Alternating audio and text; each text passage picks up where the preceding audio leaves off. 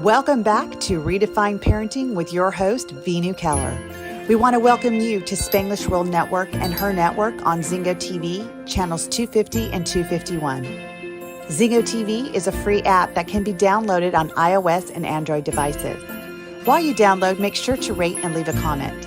Zingo TV is also available on Google Chromecast, Amazon Fire and Fire Sticks, Roku and Roku Sticks, and all smart TVs 2016 and forward. Redefine Parenting is a revolutionary approach to nurturing our children. Veenu will bring you live experts, transformative insights, and a fresh perspective, all aimed at helping families worldwide truly understand their children. Together, let's give them a childhood they won't have to heal from. Hello, and welcome back to another episode of Redefine Parenting. I'm your host, Veenu Keller, and I'm so excited to have my special guest on today because this is a topic that's very near and dear to my heart and in my home. I have 6 kids, and 3 of them are diagnosed with dyslexia. And, our title of our show is I'm Not Dumb, I'm Dyslexic. And I really am excited to dive into this conversation because Jess with 3D Learning Experts is an expert at this. And there's more to just dyslexia than just dyslexia. There's a lot of other elements that I'm finding out that actually aid in our children having deficits in their learning abilities. And you know what? Honestly, kids aren't dumb. It's not their fault. It's the way their brain was made. And people like Jess make it better and easier for our kids to get through this. So without further ado, Jess, welcome to our show today. Thank you, Veenu. I'm so excited to be here and be able to share with your audience about my experience. I love that. I love that. So let's just dive in because I know, I'm looking into using your services for my children because after our brief conversation, I finally see some light at the end of the tunnel. Like I really see that, what we've done in the past has worked, but then we hit these plateaus, and just talking to you, you helped me realize that there's ways to get past these plateaus and to help accelerate the learning. So let's just how do parents start to realize that their child might be dyslexic, and there's other stuff that was on your form that I don't even know how to pronounce. Absolutely. So for me, my daughter was my second child. My first child was basically a child prodigy. At age 5 was reading. By second grade was reading on an 8th grade level.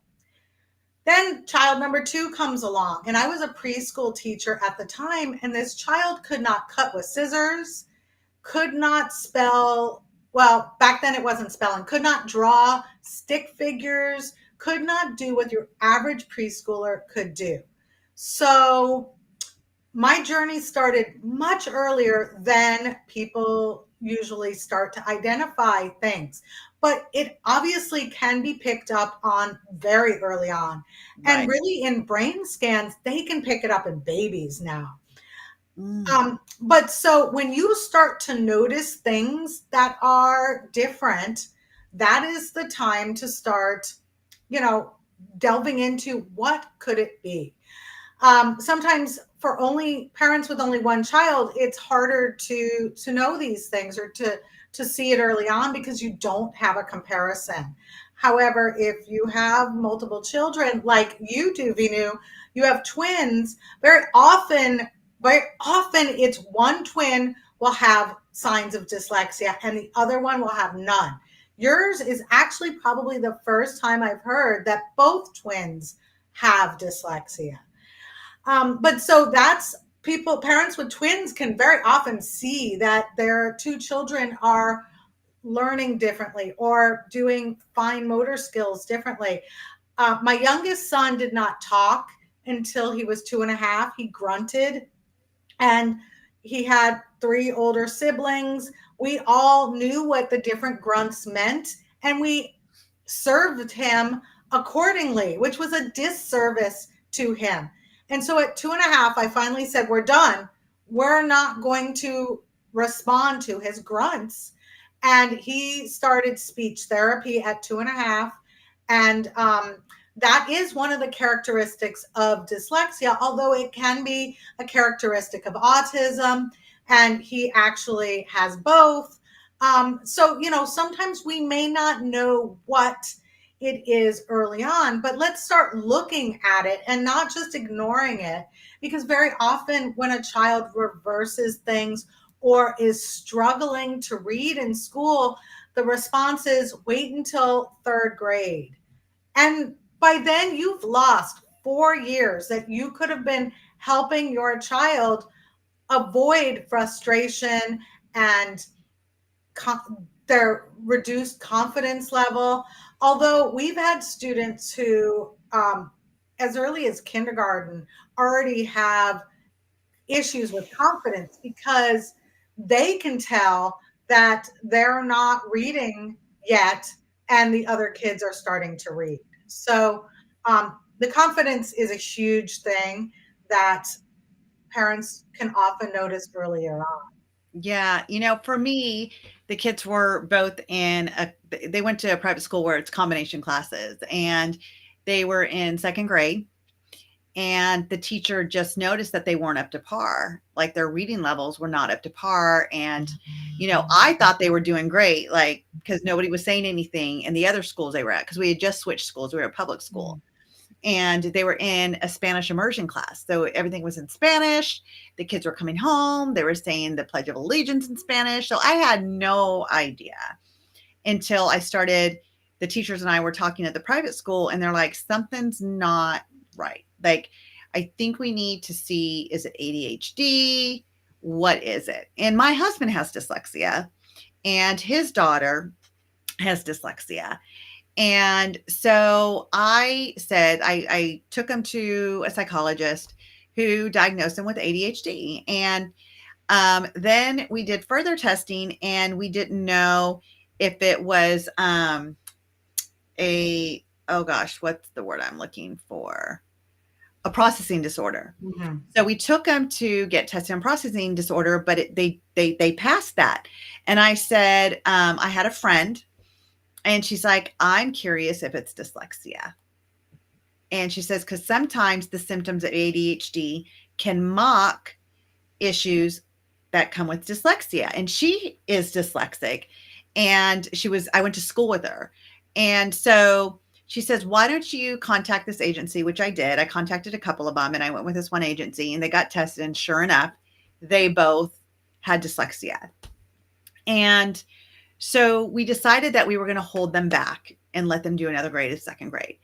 Well, interesting enough, my son, who really wanted to be with his friends and go on with his friends to the next grade, he actually did the third grade work and was passing. And we got him in the program that we did. They helped him come up 6 reading levels in 6 weeks, helped her come up 6 reading levels in 6 weeks.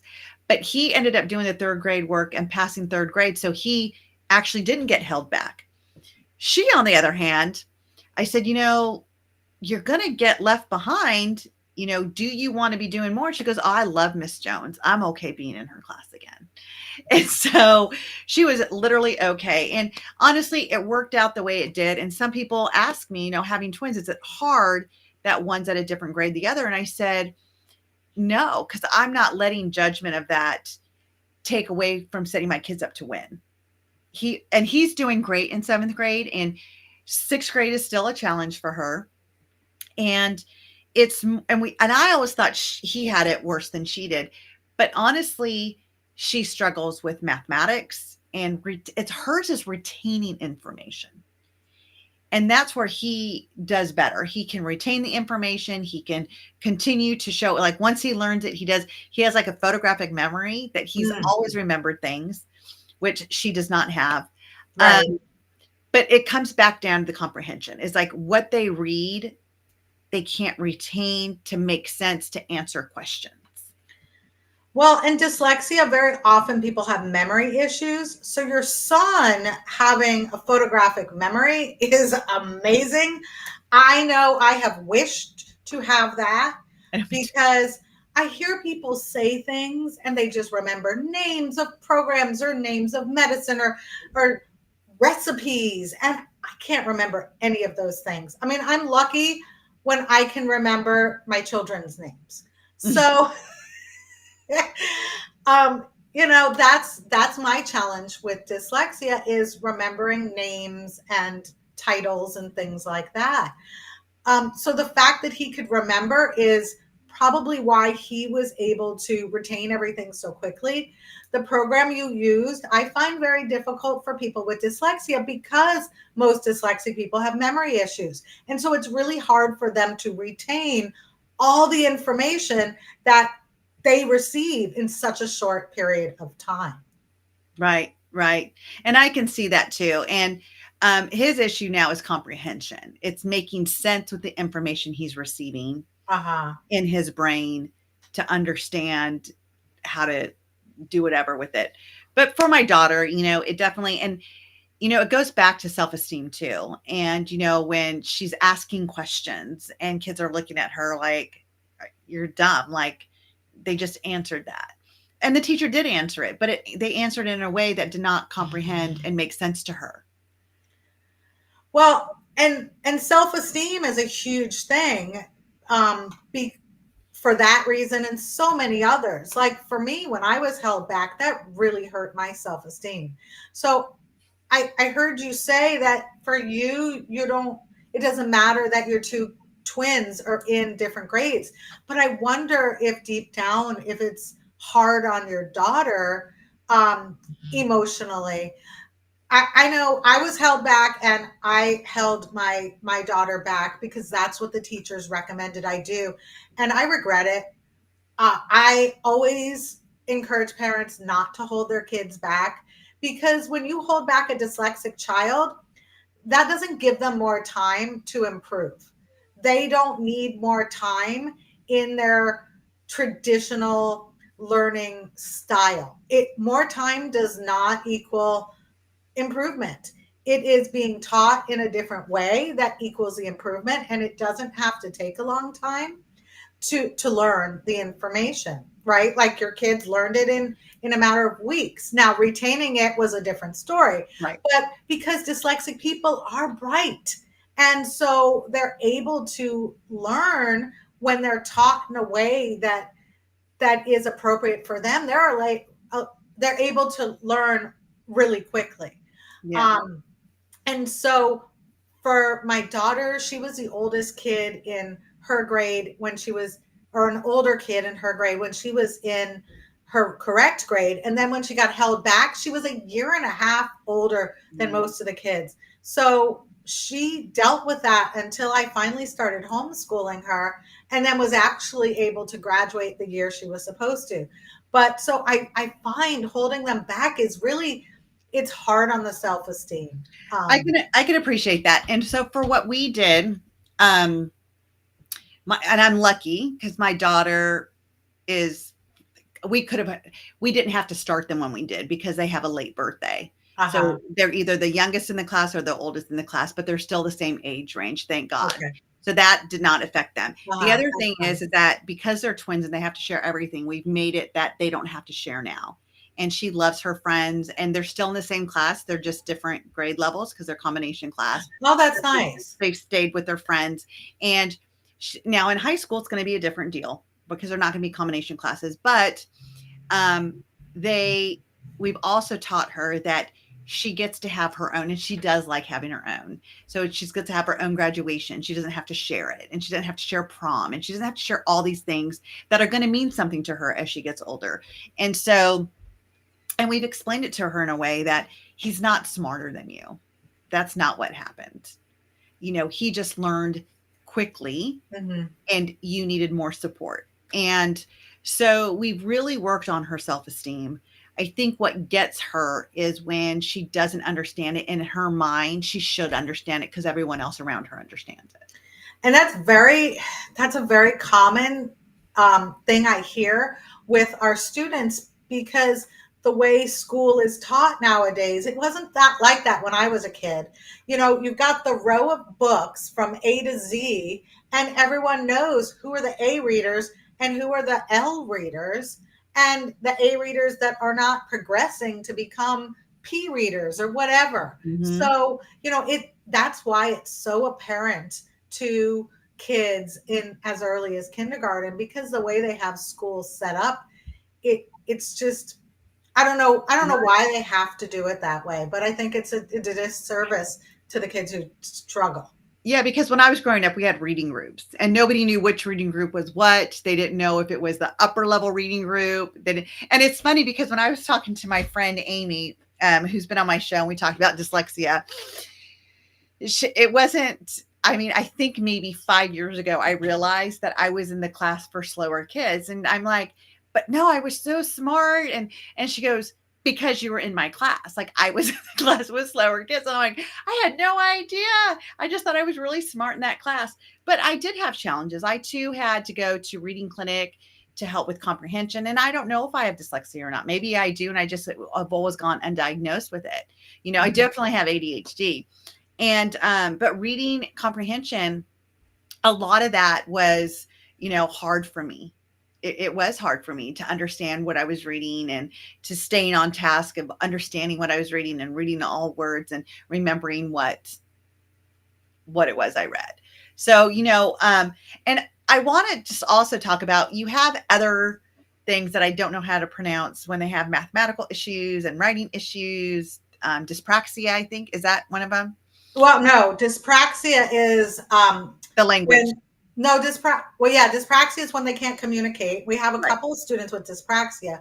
However, our other two services that we help are with dysgraphia, which is difficulty with writing, and that can be, we don't do the handwriting part, but dysgraphia can be difficulty with handwriting. It can be difficulty taking the thoughts from your mind and putting it on paper, and that's the part we help with that note taking. And then we dyscalculia is the other one, which is difficulty with math, calculating.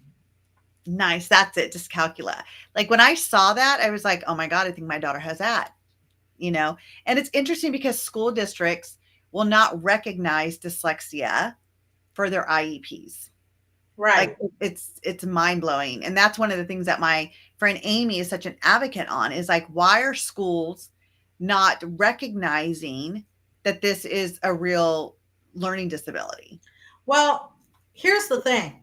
In 1979, when the federal government decided to start offering special ed services, and they said, we're going to pay half, and the states are going to pay half. They did not expect dyslexia to be part of it. And so actually the prior to recently, most of the research that was done in America was done by the Board of Education.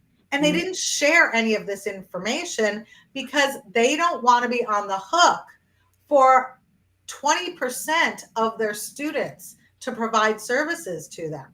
So that is why they don't put dyslexia on there. They don't, it's a financial thing. Wow. That's Yeah. so interesting. And it's such a disservice. Absolutely. Mississippi, which was last time I looked, I don't know if it's changed, but they were the worst school system in the country. They decided to start improving their school system by testing for dyslexia in kindergarten. And so now, when they're testing in kindergarten, they can start to help the kids who need the help earlier on than any other state does. So my kids were diagnosed in Texas, where they actually provide the tutoring services, group classes in school. And so each state is kind of doing their own little thing, some more than others. Some are getting it better than others. I heard that there's one state where I think where they're starting to incorporate an Orton Gillingham base instruction in kindergarten, which makes total sense. I mean, that could really help the younger kids, all kids, Oh, but help the younger kids with dyslexia and not even feel like they're any different, because everyone's being taught in a multi-sensory environment. right. So I'm curious. How does your program, 3D Learning Experts, like, how are you guys really getting into helping kids with dyslexia and seeing improvement where they're retaining what they're learning from your tutors to progress? Because the other program that I've used, you said that's not really great for dyslexia because the retainment's not there. So what are you doing differently than all these other programs that are out there? I mean, I, so any other program that uses an Orton Gillingham based and uses it properly and does it one-on-one is doing it right for a person with dyslexia. So Okay. it's not just me. I don't want to, claim that. But the big difference between what we're doing and your box tutoring centers, or, the program you went to for the 8 weeks, is we're using an Orton Gillingham based program, which is multisensory. So we are teaching them, even though we're 100% virtual, we're teaching them with tiles. They're moving tiles on the screen. The tutor is telling them what they need to know. Then they're repeating back what they need to know. Then they're moving it. There's repetition involved. Repetition is probably the most important thing you can do for someone with dyslexia, but it needs to be the right instruction. But repetition is so important. And that's one of the things that's missing from the program that you used, is they're not going to have that repetition. They're just learning it all. And if they can retain it, then great. So let's see. It's multisensory, it's repetition, it's sequential. So we don't teach silent E's until 2/3 the way done with our program. Silent E's are introduced in kindergarten books, but that's a very complex step. So we're not going to start with that step. We start with sounds, and then from the sounds, we move on to short vowel sounds and consonants. And from there, we move on to long vowel sounds and short vowel sounds and when to use them. And then it gradually, they go from 2-syllable words up to 6-syllable words, but over time. It takes a couple of years. But at the end of the couple of years, our students, if they finish our program, are reading on at least an 8th grade level. Most of them are reading on an 11th grade level. The average American graduates reading on an 8th grade level. So that's huge. What does that even mean? Like when we're telling people that, for the audience, because this is worldwide, right? In different countries too. What does it mean to be on an 8th grade level? Is that like the fluctuation of the words? Is it the understanding, being able to answer questions? Like, what does that even mean? 8th grade level, 11th grade level. So the way I always explain it to parents, and I don't know if this will translate well in other countries, but because that is the highest expectancy rate for public school students to graduate on, that is what the community college reading level is. So if your child goes to community college in America, they are going to be expected to read 8th grade level. So those are words that, are 4 or 5 syllables. They're not real complex words. University in America is a 10th or 11th grade reading level. So if you have someone who graduated high school on an 8th grade reading level, they're going to struggle with their reading if they go straight to a university, because that is too challenging for them. Another example is most, if not all, of the tests that are given in America are written for an 8th grade reading level. So my husband was a mortgage lender for years, and you didn't need a license to be a mortgage lender until after 2008. Well, after that, they started requiring tests. My husband could not pass the mortgage exam, even though he knew how to do mortgages left and right, but he didn't know how to read on an 8th grade reading level because he is profoundly dyslexic. So he kept failing that test. And the same thing, the cosmetology test, probably the firefighters test, most of your tests for people who are going into, what's it called? Trades are going to be on an 8th grade level. So because that's what they expect, and prisons in America are, they want to make sure they have enough prison cells based on the 3rd grade class in another, what is that, 8 years. So in America, they really look at what the reading levels are of the students, and their expectancy rate of more people in prison are based on the reading level of the 3rd graders from 8 years earlier. Interesting. That's so interesting. And what I find most interesting about reading levels is that whether I can read a word or not, I don't think that should have to do with my reading level. It's, do I comprehend what I'm reading? Like, where does comprehension come in? Well, what I find a lot of times is a lot of dyslexic people can read the words, but they don't understand what the word means.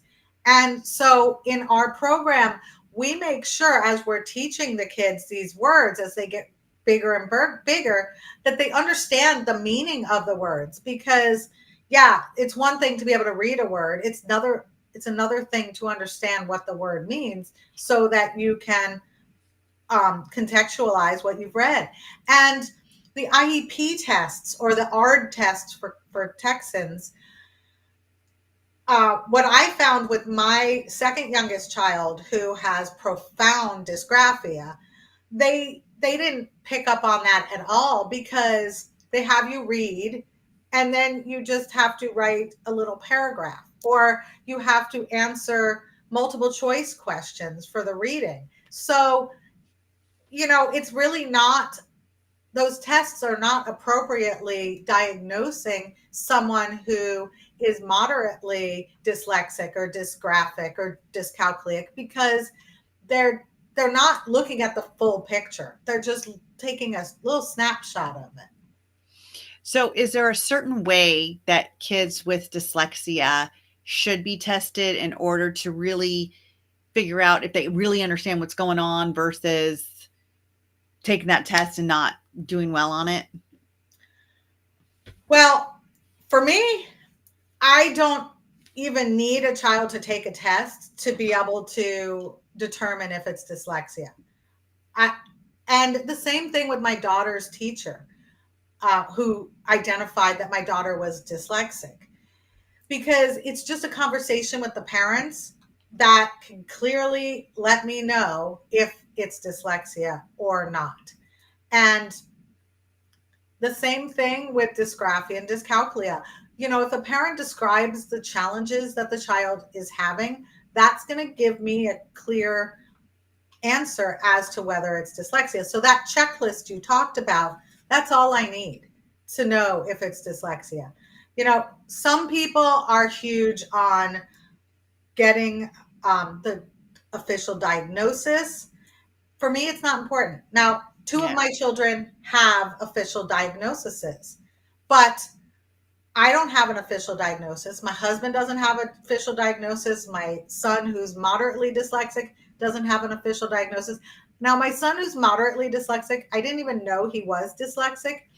He was helping me set up for a presentation years ago. And he then said, well, do you want me to stay? And I was like, yes, please, because I'm technically challenged. And he stayed and he listened to my presentation. And afterwards, he said, I think I'm dyslexic. Because he had a lot of the characteristics that I was describing. And so those are really the key components. And you don't need to have a ton, and it's different for every person. But that's how you can determine it. Does your child struggle to spell? That one seems to be number one. And I asked you that today because you said your daughter reads well. And there are dyslexic people who do read well, but most dyslexic people cannot spell well. because Yeah. spelling is so much harder than reading. Because reading, you just have to memorize the words.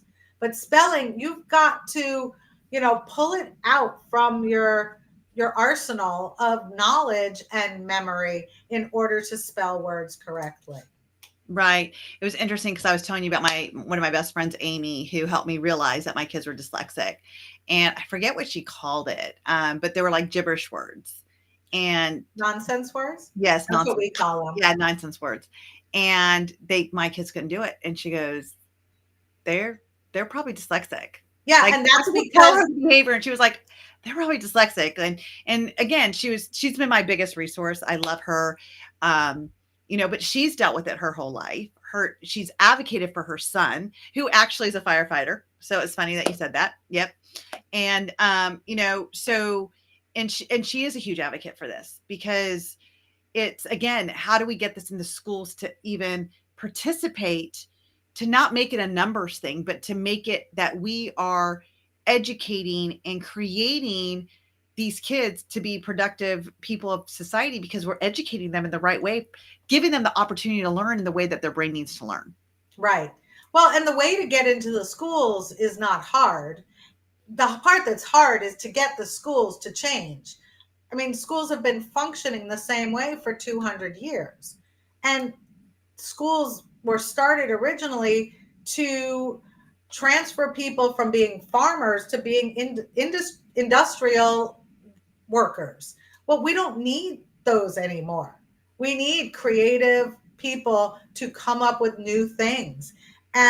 But our educational system is so far behind.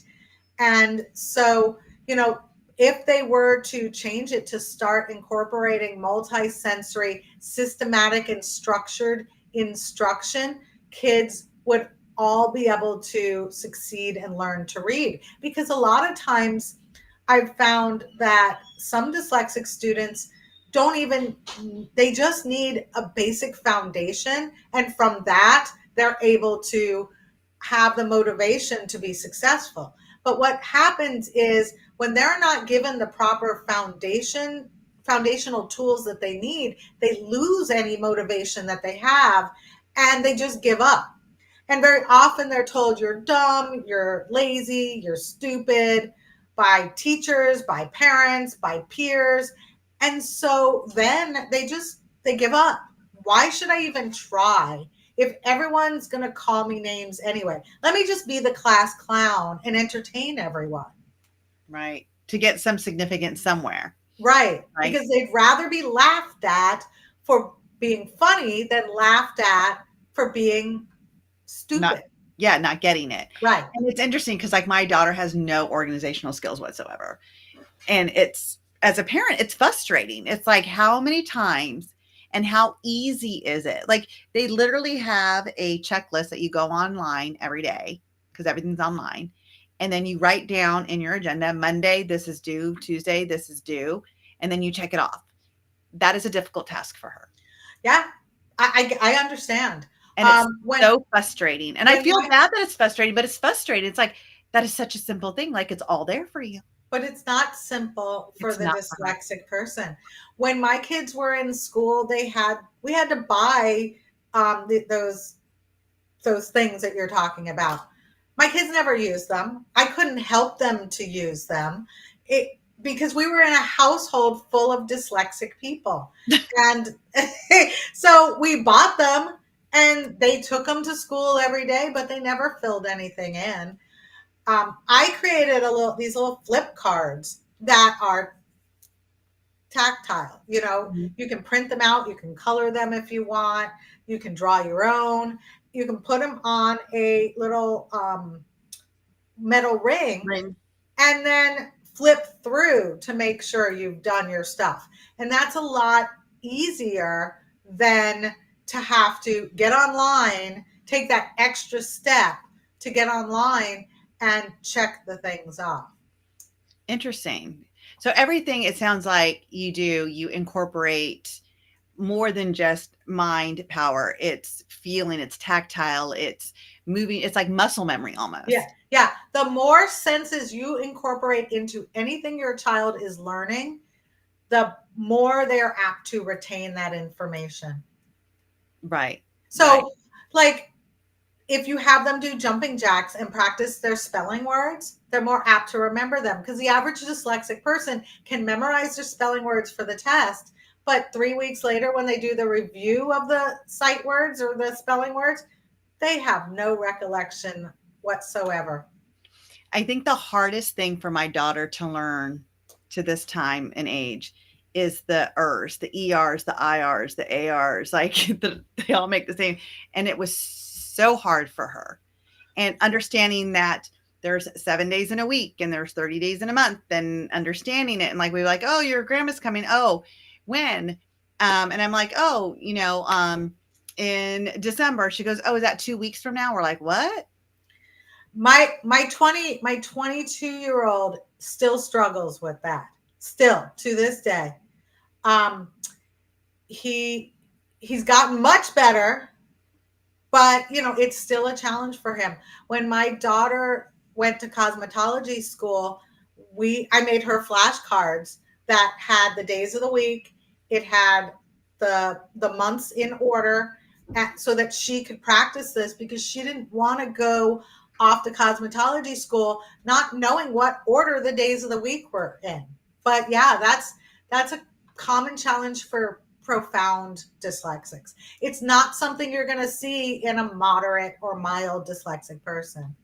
Yeah, and I think, like, again, not trying to compare, but like her brother who has dyslexia, he can tell the time on a analog clock. He knows the days of the week. He knows that and it does not help her when she's like, duh, because he's doing, and we have to be like, not nice.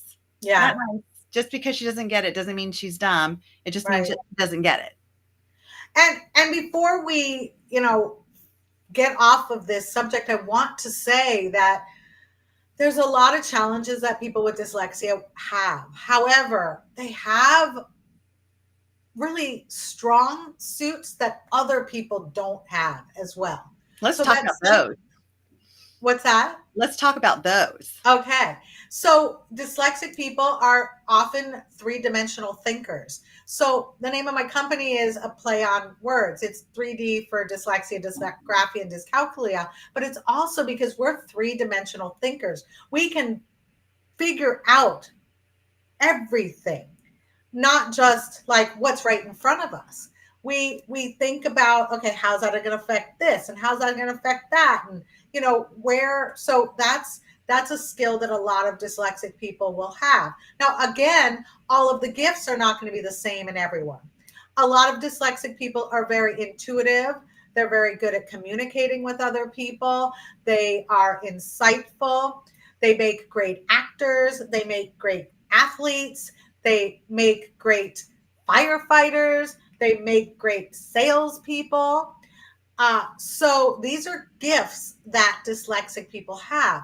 And very often the gifts don't shine until they are adults, because their primary job as kids is school, and school is not created for the dyslexic person. And even job training these days is no longer for the dyslexic person. When Leonardo da Vinci was alive, that they had mentors, and they would be an apprentice for several years. That is a perfect way for a dyslexic person to learn a skill. And so, like, Leonardo da Vinci was dyslexic. And if you look at his notes, there are clear-cut signs that he was a dyslexic person. So, but he was alive in a time that he was given an opportunity to shine, because things were different back then. Yeah, I'm going to say, I think one of the gifts that I see in my children, and even my husband, is the artistry in them. Mm-hmm. Like my daughter, since at a young age, she would take a nightgown, and without cutting, sewing, nothing, she would make it into like 5 different outfits. And I'm like, how are you doing that? Like, I thought she was a genius. Like, how are you doing that? Yes. Her twin brother, we had the the child lock on the inside. He would take his blanket and he would make a pulley out of it and open the door. I'm like, that's ingenious. Like, how do you know to do that? Like, what would even make you think if I put my blanket around this, I can open the door? Like little things like that that I remember. And I was like, wow. And back then I had no idea dyslexia. I didn't even think about dyslexia. The teachers say, hey, the kids aren't reading. Like, what's going on? Oh, they're ADHD. They have this like motor that just doesn't stop. And again, if it wasn't for one of my best friends, Amy, if she didn't ever, talk to me about it, and she's like, I really think this, I would never have even known. And that's really why I want to bring you on this show, is because, like you said, the sooner we know, the better off we're going to be in teaching our kids. And so what are the signs that these kids, and you said like spelling, if spelling is an issue, like that's one thing.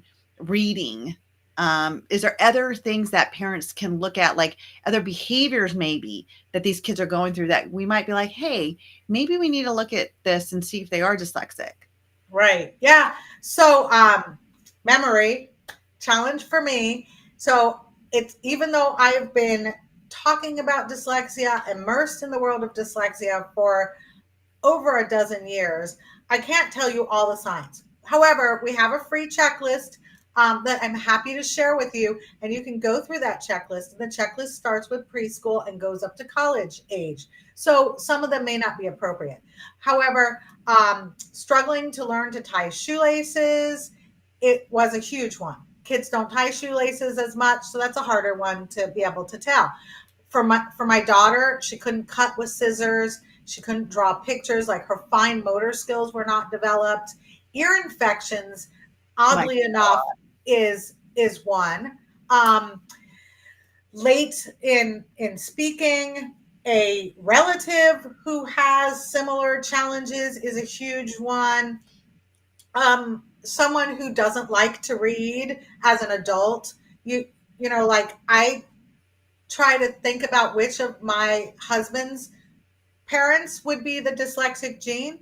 I think it's the father, because I've never seen him pick up a book, but my mother-in-law used to read little magazines and books, novellas. So that is a good indicator for your parents. Like, if your parents don't want to talk about it, or they've already passed, you can kind of look at that. Like, did I ever see my parent read?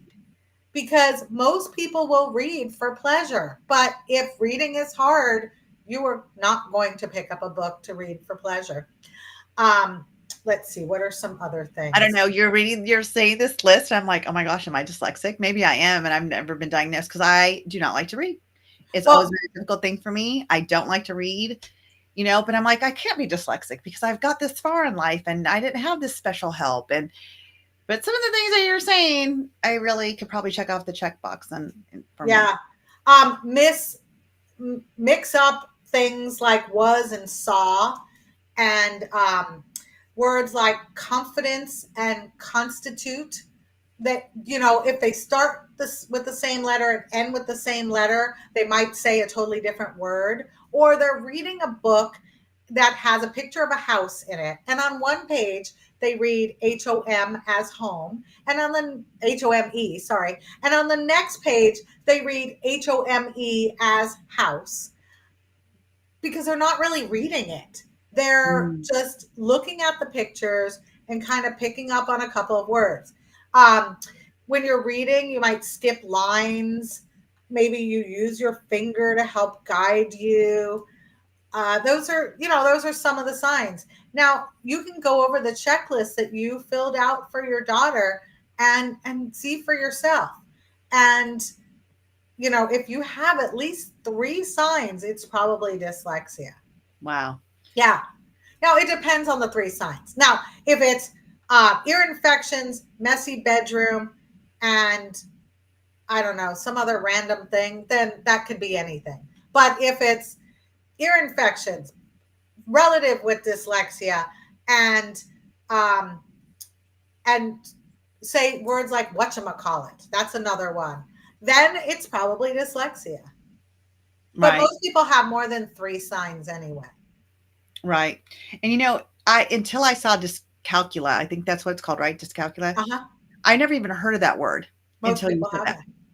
Yeah. And I just thought it was all dyslexia because, she was having a hard time with math because she's like, I know it's 31. I put 31 and actually she put 13, Mm-hmm.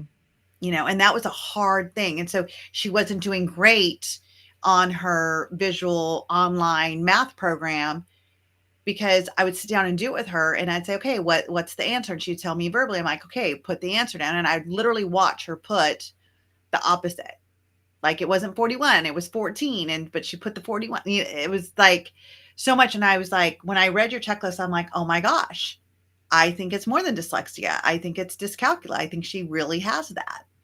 And I didn't mention reversals as a sign of dyslexia because it truly isn't.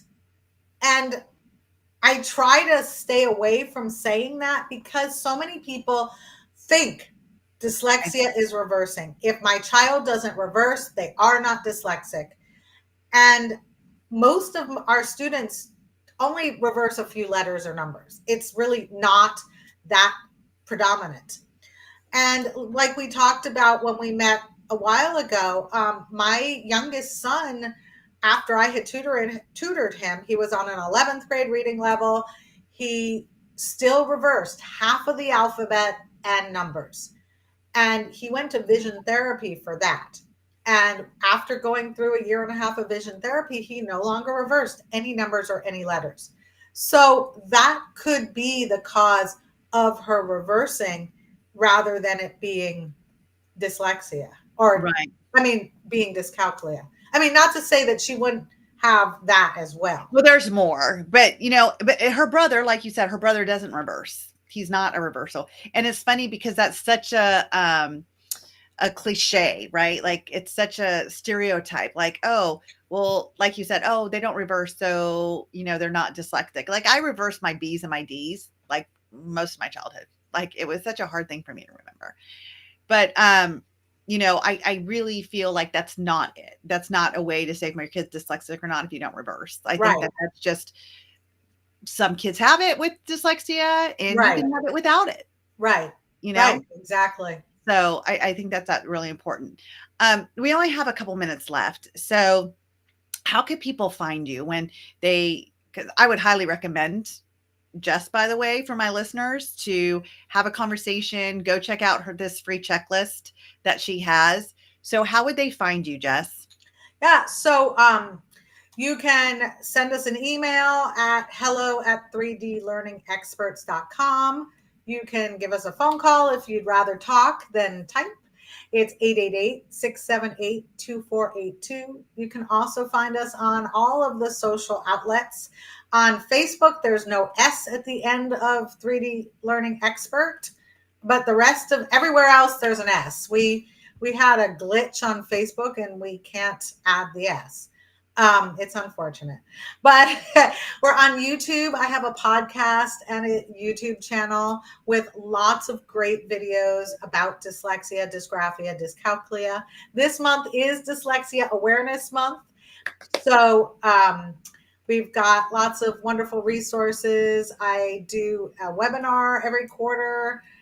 My goal is to help educate parents as to what dyslexia is, as well as to intervene through virtual tutoring. So Right. And I love that you're virtual. So just so you all know, I'm in North Carolina and I believe you're on the West Coast somewhere, yeah, right? California. California. Hey, so is my friend Amy. All the best people with dyslexia are there. So she does it virtually. And so please reach out, get support now, or like she said, the earlier, the better.